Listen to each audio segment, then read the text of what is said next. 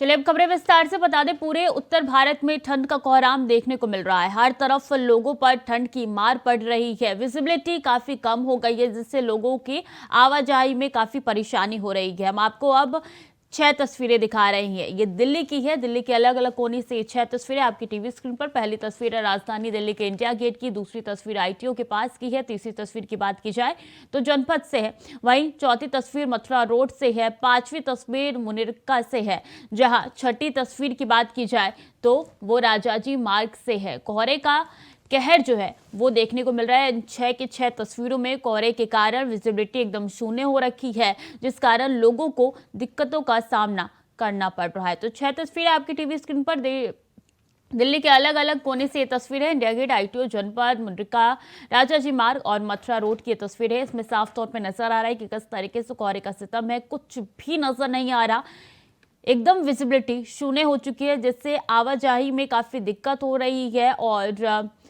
बता दें कि जो गाड़ियां दौड़ती हुई नजर आती थी, अब रेंगती हुई दिखाई दे रही है।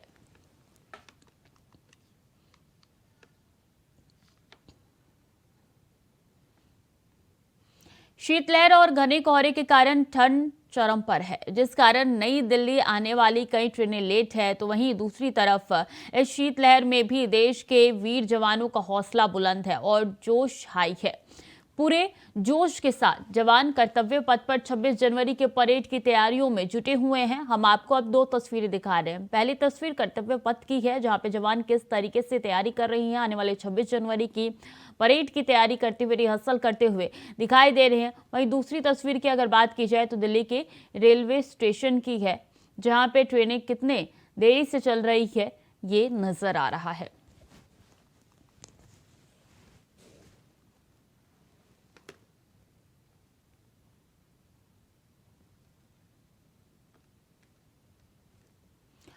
और पूरा उत्तर भारत इस वक्त कोहरे की चपेट में है। वहीं यूपी में भी इसका असर देखने को मिल रहा है। अब हम आपको कुछ तस्वीरें दिखाएंगे, जिसमें बताएंगे किस तरीके से कोहरे का सितम लगातार जारी है। तो ये 5 तस्वीरें आपकी टीवी स्क्रीन पर है।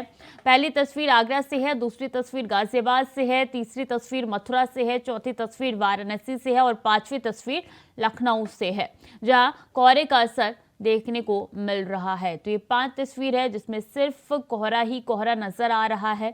विजिबिलिटी काफी शून्य हो चुकी है। दिल्ली एनसीआर में यही तस्वीरें निकल के सामने आ रही है। तो यूपी के अलग अलग जगह से ये तस्वीरें आपकी टीवी स्क्रीन पर।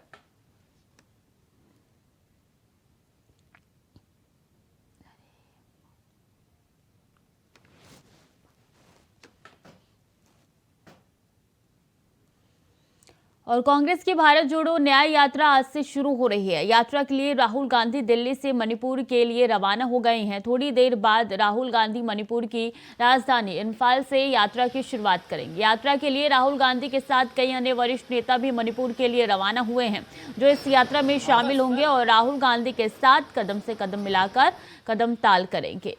तो आज से राहुल गांधी की न्याय यात्रा शुरू हो रही है और ऐसे में बता दें कि इंफाल सबसे कुछ ही देर बाद इसका आगाज होने जा रहा है। ये यात्रा न्याय के लिए कांग्रेस की तरफ से शुरू की गई है। तो बीजेपी ने कटाक्ष करते हुए कहा है कि ये न्याय नहीं अन्याय यात्रा है, जो कि कांग्रेस शुरू कर रही है। तो मणिपुर से शुरू होकर ये मुंबई तक जाएगी और वहां पे इसका समापन हो जाएगा। हर नागरिक को मिले, इस उद्देश्य को लेकर राहुल जी ने यात्रा शुरू करी है और 6000 किलोमीटर यात्रा एक मायने रखती है। मैं उम्मीद करता हूँ पूरे देश के अंदर यात्रा तो एक भाग में होगी, तो मैसेज पूरे मुल्क के हर प्रदेश में, हर जिले में, हर गांव में जाएगा, हर घर में जाएगा कि वास्तव में जो चुनौतियाँ हैं उसमें प्रत्येक व्यक्ति को न्याय मिलना जरूरी है। अन्याय, अत्याचार, उत्पीड़न किसी का नहीं हो। मैं समझता हूँ कि बहुत शानदार तरीके से यात्रा प्रारंभ हो रही है और राहुल जी की सोच जो है गरीबों के लिए, आम आदमी के लिए बेमिसाल है। राहुल जी को बधाई देना चाहता हूँ। भारत जोड़ो यात्रा में जो अनथक उन्होंने परिश्रम किया, देश में अपनी एक विचारधारा की लड़ाई लड़ी, इस देश के अंदर किस प्रकार से सभी साथ चलें और देश को आगे लेके जाएं। और इतनी बड़ी यात्रा के बाद दोबारा से अब एक और मणिपुर से लेकर मुंबई तक की जो यात्रा का उद्घोष आज किया जाएगा, मैं समझता हूँ इस बात का प्रतीक है कि Rahul Gandhi ji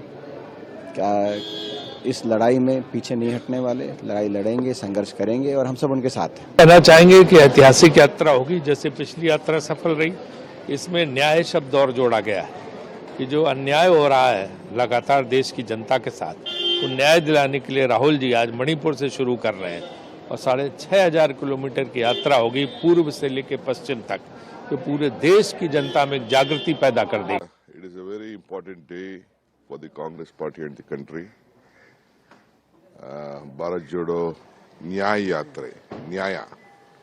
Yatra has been there, and myself, CM, we are going there on this inaugural program. I hope the country will be united and there will be a big change. And already whatever Rahul Gandhi has taken a yatra from Kanyakumari to Kashmir. Seeking justice for everybody, social justice, economical justice and political justice. In this country that is not happening nowadays. We are starting, Rahul Gandhi is again starting his sabasya from Manipur to Mumbai. Because this type of petty politics. What do you say about all these things? They didn't know. They can speak.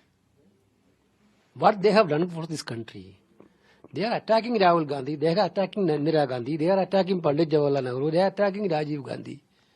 Our party, with proudly, they are only the person to give their life for this country. Rajiv Gandhi given life for this country.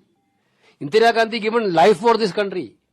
Pandit Jawaharlal Nehru given life for his country by spending maximum years in the jail during the independence struggle. और 22 जनवरी को श्री राम लला की प्राण प्रतिष्ठा होने जा रही है, जिसके लिए 156 देशों से पवित्र जल लाया गया है, जिससे श्री राम का अभिषेक किया जाएगा। वहीं 156 देशों से जल लाने वाले बीजेपी के वरिष्ठ नेता डॉक्टर विजय जॉली से खास बातचीत की हमारे संवाददाता सादिक खान ने। सुनिए इस दौरान उन्होंने क्या कुछ कहा। 156 देशों से लाए हुए जल से राम मंदिर का जलाभिषेक होना है। इस काम को बखूबी निभाया है भारतीय जनता पार्टी के वरिष्ठ नेता डॉक्टर विजय जॉली ने। हमारे साथ मौजूद हैं। डॉक्टर साहब, बड़ी जिम्मेदारी आपने, ये पूरे इतने 156 देशों से आप जल लाए, ये सोच कहां से आई? देखिए, इसकी प्रेरणा स्रोत तो भारत के यशस्वी प्रधानमंत्री आदरणीय नरेंद्र मोदी जी हैं, क्योंकि उन्होंने 5 अगस्त 2020 को अयोध्या राम मंदिर के उद्घाटन के समय पूजा पाठ किया था और स्वयं उपस्थित रहे। और इसके साथ साथ भारतीय जनता पार्टी के वयोवृद्ध नेता लाल कृष्ण आडवाणी जी, जिन्होंने राम रथ यात्रा का 1990 के दशक में आगाज़ किया और देश के जन जन को अयोध्या राम मंदिर के अंदर बड़ा भव्य मंदिर बने उसके लिए उद्वेलित किया, और स्वयं विश्व हिंदू परिषद के अंतर्राष्ट्रीय अध्यक्ष रहे स्वर्गीय अशोक सिंघल जी और उत्तर प्रदेश के मुख्यमंत्री योगी आदित्यनाथ जी हमारे प्रेरणा स्रोत रहे। इनसे प्रभावित होकर मैं क्या कर सकता हूँ, इस बड़े प्रकल्प में मैं अपना योगदान क्या कर सकता हूँ। और क्योंकि मैं अनेक वर्षों तक भारतीय जनता पार्टी के विश्व विभाग का प्रमुख रहा, दुनिया भर में मेरे संबंध हैं, मैं लोगों से बात करता हूँ, संवाद करता हूँ, उनके हर प्रकल्प में सहभागी होने की कोशिश करता हूँ। इन संबंधों के चलते 31 महीने के कार्यकाल में, और वो भी जब कोविड चल रहा था, जब लोग एक देश से दूसरे देश जा नहीं सकते थे, तो 155 देशों के भारतीय मूल के सभी धर्मों के लोगों ने, ना केवल हिंदुओं ने, अपितु कनाडा से सिख भाइयों ने, यहूदियों ने इजराइल से, तिब्बत से बुद्ध धर्म को मानने वालों ने, हिंदुओं ने अपने अपने देश में पूजा पाठ कर कर मुझे जल हेन प्रक्रेन भेजना, और उनके साथ साथ 156वां देश उज़्बेकिस्तान, जहाँ मुगल बादशाह बाबर का जन्म हुआ था, उस देश के अंदर, उस नगर के अंदर जहाँ उनका जन्म हुआ था, बहने वाली सबसे बड़ी कशक दरिया नदी का जल मेरा एक मुस्लिम भाई ताज मोहम्मद दिल्ली मेरे इस कार्यालय में लेकर आया था। हमने इन सब जलों को कॉपर के लोटों में पैक और सील कराकर 23 अप्रैल 2023 को एक भव्य कार्यक्रम कर अयोध्या राम मंदिर में इसको अर्पित किया था। सर, जिस तरह से शुरुआत किस देश से शुरुआत हुई और किस देश पे एंड हुआ जल लाने का? देखिए, शुरुआत सबसे पहले स्कॉटलैंड से हुई और स्कॉटलैंड से आशीष ब्रह्म भट्ट जो भारतीय मूल के वहाँ के बहुत बड़े प्रवासी नेता हैं, वो स्वयं विस्तारा की जो पहली फ्लाइट स्कॉटलैंड लंदन और लंदन दिल्ली आई कोरोना पेंडेमिक के समय में, वो लेकर आए। और सबसे अंत में जो जल मुझे मिला वो उज़्बेकिस्तान का जल कशक दरिया का भरकर ताज मोहम्मद लेकर आए। इन 156 देशों में America, Germany, Japan, Kenya, Uganda, Nepal, Bhutan, Indonesia, Andorra, France, Burma, Nigeria, Burundi, Tanzania, सभी देशों का जल जब हमें प्राप्त हुआ, हमने इसको हरिद्वार जाकर हर की पौड़ी में उसको कॉपर के लोटों में पैक करवाया। हर देश का नाम और उसका झंडा, उसका स्टिकर हर लोटे पे लगाया और प्रभु श्री राम के मंदिर में एक भव्य कार्यक्रम में पिछले वर्ष हमने अर्पित किया।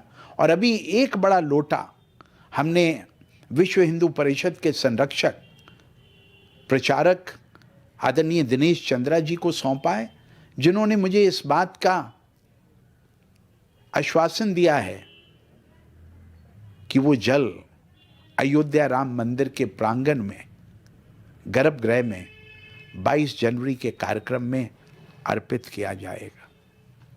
सर, जिस तरह से 156 देश से जल आया है, अयोध्या राम मंदिर किस तरह से ये जल पहुंच रहा है? शुरुआत आपने बताया पहले ये हो चुकी है, किस तरह से आप जल इसको अयोध्या ले जा रहे हैं? देखिए, एक जल का ये जो बड़ा कलश का है, ये हमने ऑलरेडी विश्व हिंदू परिषद के संरक्षक दिनेश चंद्रा जी को सौंप दिया है और उन्होंने ये आश्वासन दिया था कि 14 जनवरी को ये जल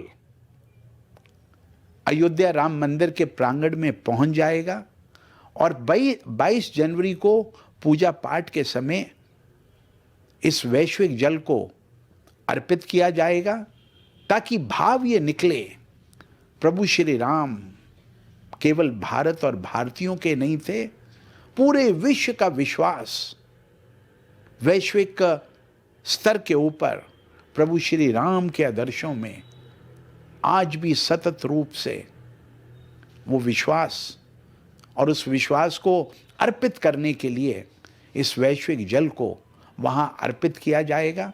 ये इस बात को दर्शाता है। धन्यवाद सर। तो ये थे हमारे साथ डॉक्टर जोली, जिनके द्वारा लाया हुआ जल से 22 जनवरी को अयोध्या राम मंदिर में जल अभिषेक किया जाएगा। वीडियो जर्नलिस्ट आशुक के साथ सादिक खान, इंडिया वॉइस, दिल्ली। गाजियाबाद के संजय नगर में राम भक्तों ने श्री राम जन्मभूमि तीर्थ क्षेत्र के तहत प्रभु श्री राम की भव्य शोभा यात्रा निकाली। शोभा यात्रा का शुभारंभ संजय नगर सेक्टर 23 में के ब्लॉक स्थित राम जानकी मंदिर से पूजा विधि विधान करते हुए हुआ। एफ ब्लॉक स्थित हनुमान मंदिर पहुंचकर संपन्न हुई, जहां लोगों से 21 जनवरी तक घरों में 5 दीपक जलाने और 22 जनवरी को दीपोत्सव मनाने की अपील की गई। हनुमान मंदिर पहुंचकर संपन्न हुई ये शोभा यात्रा, गाजियाबाद से ये शोभा यात्रा निकाली गई और एफ ब्लॉक में इसका समापन हुआ। राम भक्तों की तरफ से ये शोभा यात्रा निकाली गई। इसी के साथ अपील की गई कि आप 21 जनवरी तक 5 दिए अपने घरों में जलाएं और इसके बाद से 22 जनवरी को दीपोत्सव मनाएं, क्योंकि 22 तारीख को प्राण प्रतिष्ठा है और ऐसे में हर तरफ सिर्फ उत्साह नजर आ रहा है और ऐसे में जयकारे भी लगाए जाने तस्वीरें आपकी टीवी स्क्रीन पर, जहां शोभा यात्रा निकाली गई।